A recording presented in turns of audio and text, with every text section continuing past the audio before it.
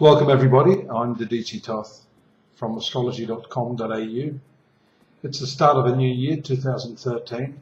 Ordinarily I do the monthly horoscope for each of the 12 star signs. I'm going to do that, but I thought because it's the start of the year we should just have a brief overview, a synopsis of what's happening. And firstly I'd like to say that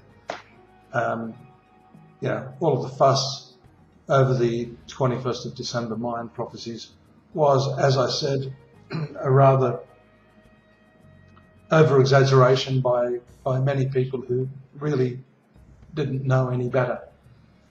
And in fact, it was found that some additional calendars had been unearthed in the Yucatan Peninsula of Mexico, indicating, as I'd said for many, many years, that just because the calendar finishes doesn't mean that that's a presumption of the end of the world. It's very much like me not having done the 2013 horoscopes till the middle of 2012, but because you hadn't seen the 2013 horoscopes, assumed that it's the end of all time. So that's ridiculous, obviously. But having said that, I have been saying, pardon me, for some time, that the transit of Pluto through Capricorn, and as we see the year commencing, I've calculated the chart for Greenwich in the United Kingdom. The transit at the time of the new year commencing in the 10th house in Capricorn with Mercury and the Sun is a very, very powerful omen, indicating continued upheaval and transition for worldwide governments. In government generally, we've been seeing this whole push towards a one world government. You've got two sides of the coin. People saying that, the number of human beings on this planet requires a more centralized form of government. Whereas, the extreme left are saying, look, this is basically a stripping down of personal liberties. And really, this transit is very, very powerful. You've got the indication here of the square from Uranus indicating sudden upheavals, completely unexpected events as far as these governments are concerned. We see that the European Union, and as Nigel Farage has been saying there in the European Parliament, that it's just not working. You've got to bring together all these different cultures, these differing opinions, and all because some elite banking groups want to control the policy of 6-7 billion people. So that's where this progressive Uranus is at the right angle to the combination of Pluto, Sun and Mercury. Actually, I've just realised here, folks, that I've just got to change this wheel because I've actually got Aries as the rising sign when in fact it's Libra. My apologies for that. Which actually puts all of these planets in the 4th house, but they're still at what we call aspect in the 10th house. It's interesting that the bulk of the planets are under the horizon line. That's interesting. Normally this is a very hidden part of the zodiac. You've got Moon and Jupiter in the upper part of the horoscope as the year commences, with the Moon in the 11th house. And this is generally showing a more universal spirit. The 11th house is the natural sign of Aquarius, which has to do with, in spiritual circles, the coming of the age of man, this age of Aquarius. So we're in that cusp point, the transition to this new world order, this extension from a very individualized consciousness to a group awareness, a group consciousness. But this whole government intervention, what's happening in the US is very, very alarming. What's happening in the European Union is very, very alarming. Civil liberties are being taken away. I don't want to get into the conspiracy theories here today too much.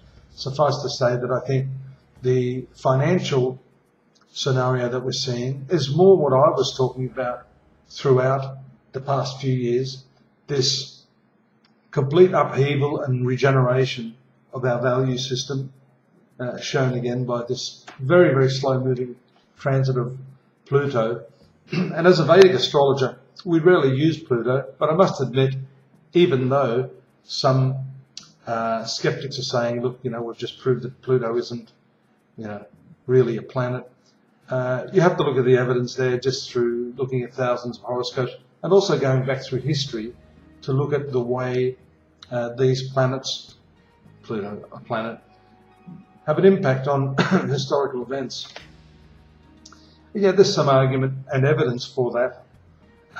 And that's what I'm saying here, that when Pluto is moving through this sign, it doesn't happen excepting for once every 248, 250 years.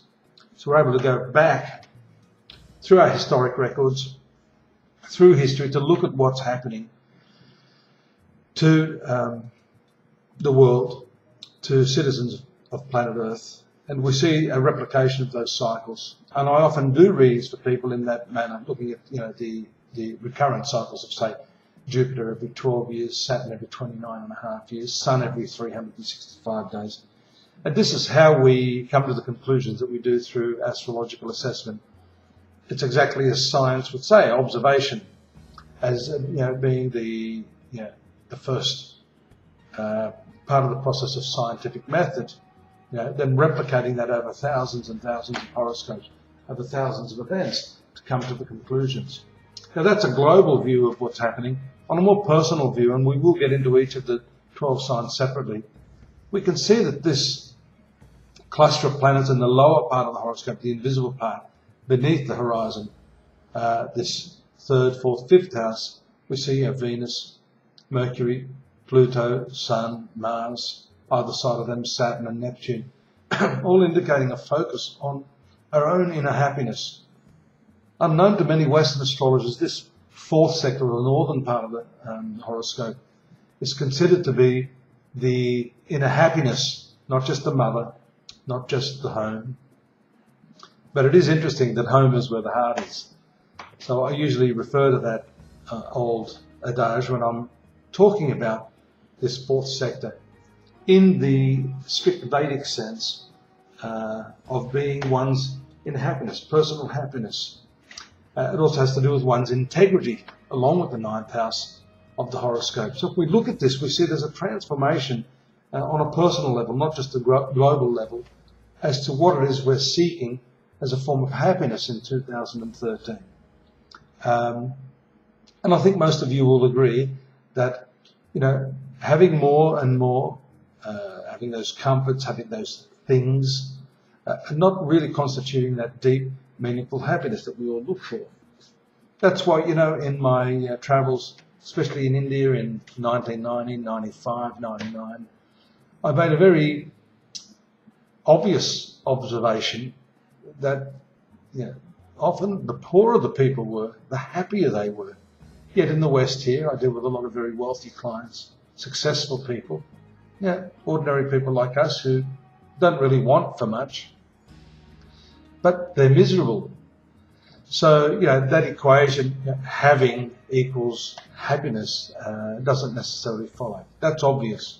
But what do you do about that? That's what 2013 is about, I think. And these planets, especially that very transformative, regenerative, I'll call it a point, Pluto, in this fourth sector, is pointing to this year. Now, people often talk about rebirth, being reborn, especially the fundamentalist right-wing Christians being reborn. Well, for that to happen, one has to die.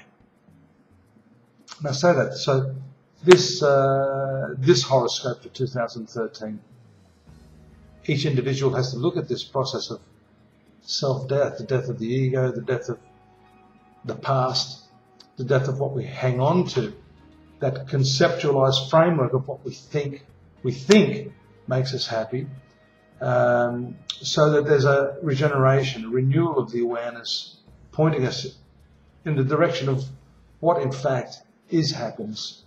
And that is an inward motion of awareness, an inward turning of the awareness, as the ancient Vedic tradition talks of the polarity of the movement of awareness or consciousness, this outward movement, which they call pravriti.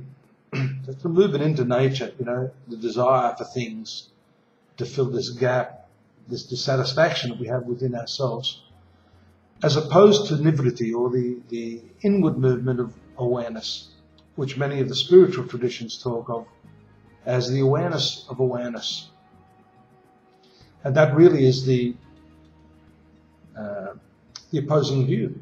It's not really an opposing view. I guess it's just an alternative view compared to this idea that having is what makes you happy, as opposed to being is what makes you happy.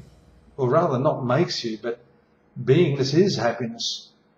So I'd like to suggest to you, as this prelude to the monthly January horoscopes that I'll be uploading in the next day or two, that you consider this, instead of allowing the awareness to move outwards to things, allow it to, at least for a little time of your life, a little time each day, just momentarily consider the flow of awareness and consciousness, allow it to rest in the source.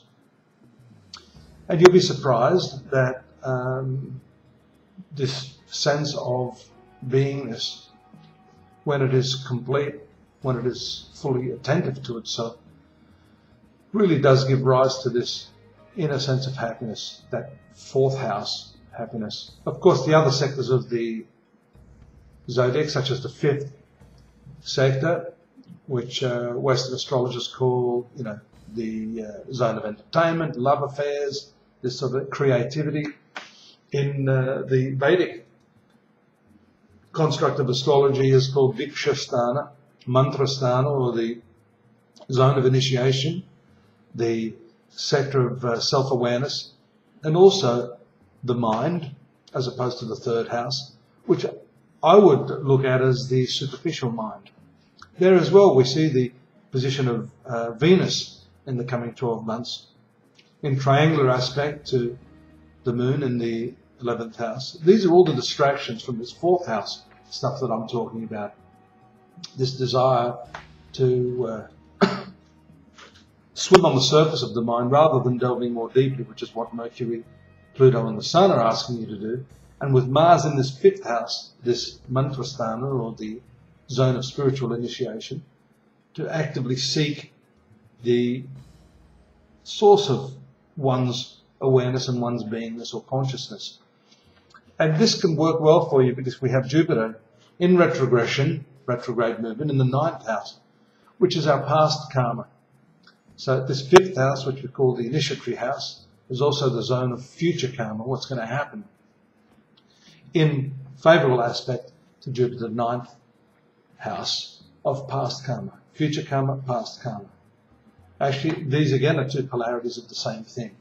Time is not really divided. We divide time with our perceptions, with the filtration of the mind, the sensorial apparatus, our senses, when in fact past, present and future are really just one thing. But what we're seeing here with this Mars and Jupiter aspect, favourable aspect, is that with a little bit of self-awareness, a little bit of self-attention, focusing on this fourth house, our own selves, we can unite this past and future, bridge the gap between those events of our lives which have been harrowing and difficult, which seem to obstruct us from this thing called happiness, which seem to prod us into seeking these things outside for the happiness, so that when this becomes a seamless form of awareness, then we see that there is really no difficulty other than the difficulty of, as the Lord Buddha said, this resistance that we have, the resistance to what is. So that's the crux of the biscuit just now. Dear friends, just resting in yourself, not being too worried about what you have. I know that's difficult, but that's the value revolution that I'm talking about now. By not worrying too much about that, and by having the sense that you're provided for, that's a measure of trust, then the past and the future will seamlessly come together. Their meeting point, of course, this eternal present moment, which when one is able to bathe in that, constitutes the true meaning of the combination of these three planets in the fourth sector of the horoscope as 2013 commences. Mercury, Pluto, Sun, regeneration, rebirth, renewal.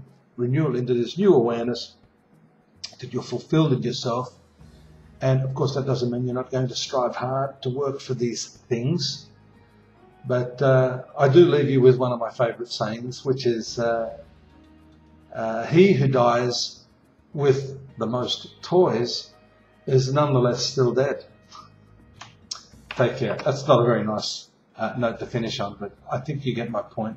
Not intended to be a downer, but just to lift your spirits into this notion that actually everything's okay and you don't need to worry too much.